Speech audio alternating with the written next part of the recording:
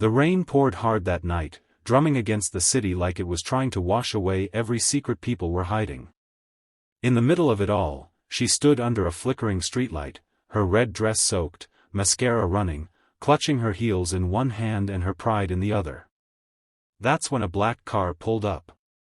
The window rolled down, and there he was, Ethan Hale.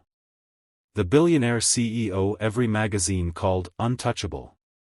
A man who built empires, raised a daughter alone, and locked his heart away behind walls higher than his skyscrapers. "Are you okay?" he asked, his voice calm but curious. She looked at him, shivering but bold.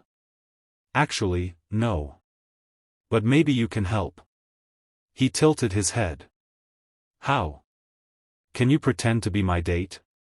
And that, right there, was the beginning of everything neither of them saw coming. Lila Bennett wasn't usually this desperate. She was smart, ambitious, and had just landed her dream marketing job in New York. But tonight wasn't about her career, it was about her heart. Her ex-boyfriend, who had dumped her 2 years ago claiming she was too ordinary, was now engaged to her former best friend. And tonight, they were hosting an engagement party, inviting everyone from their old circle. Lila told herself she didn't care, but when her coworkers started talking about how she should show them what they lost, she couldn't shake the idea. She needed someone who could make her look like she'd moved on spectacularly. And that's when fate played its cruel, beautiful trick. She met Ethan Hale by chance at a cafe earlier that week. He was there with his 8-year-old daughter, Sophie, a shy, curly-haired girl who spilled her cocoa all over his laptop. Lila had jumped in to help, cracking a joke that made Sophie giggle. Ethan, usually cold and distant, had looked at her with a mix of surprise and gratitude. He'd asked if she was always that good with kids. She'd shrugged, only when they're adorable and come with free smiles. A spark had flickered, but both pretended not to notice.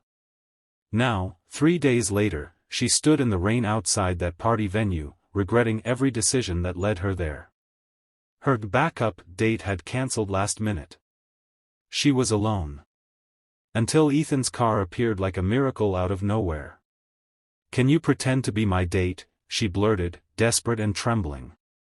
For a moment, he just looked at her, confused, maybe amused. Then, to her surprise, he nodded. "Get in." Inside, the car smelled like leather and cologne. Warmth seeped into her bones. "Are you sure about this?" he asked, one eyebrow raised. "I don't usually pretend." She swallowed hard. "Neither do I. But tonight, I can't walk in there alone." Ethan studied her for a long second, then sighed. "Fine. But if we're doing this, we do it properly." And so, under the glittering lights of that rooftop party, Lila arrived on the arm of Ethan Hale, the man who made even silence look expensive. Every head turned. Her ex froze. Her ex's fiancé dropped her champagne glass. Lila smiled sweetly and introduced Ethan as her boyfriend. Ethan, always composed, slid an arm around her waist and whispered, "You're doing great." And for the first time in 2 years, Lila felt powerful. Wanted. Seen. But what she didn't realize was that the pretending would start to feel real, for both of them. As the night went on, Ethan found himself laughing, genuinely laughing, for the first time in years. Lila's humor, her warmth, the way she protected him from nosy questions, it stirred something long buried in him. When the night ended, he walked her home. She thanked him, thinking this would be the end. But as she turned to leave, he said quietly, "You're the first person who's made me forget how lonely I am."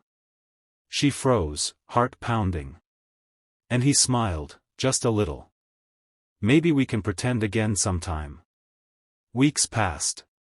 What started as a favor turned into something far more complicated.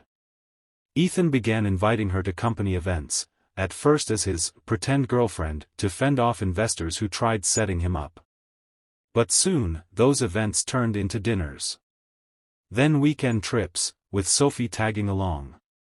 Sophie adored Lila. She would sit beside her during breakfast, drawing pictures of the three of them together, calling Lila Miss L.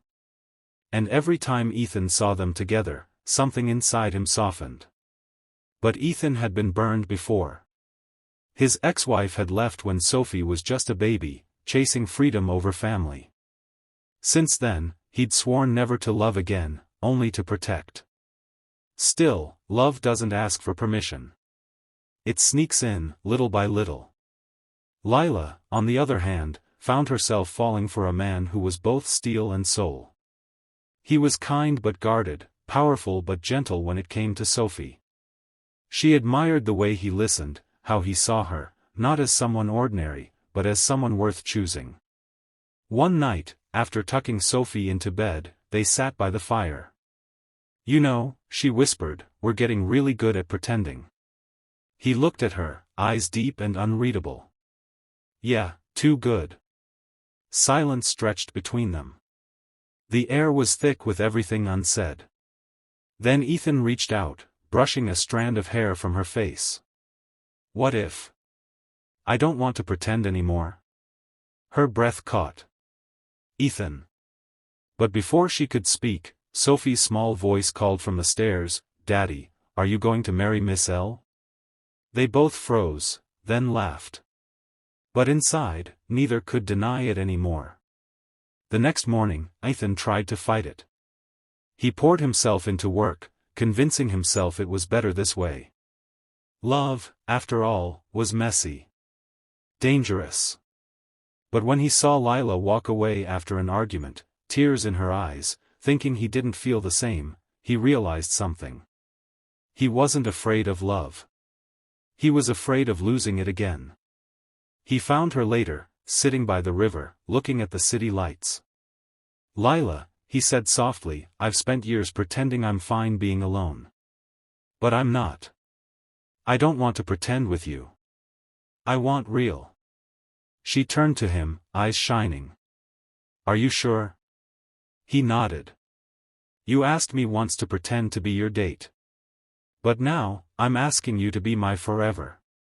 Tears rolled down her cheeks as she laughed through them.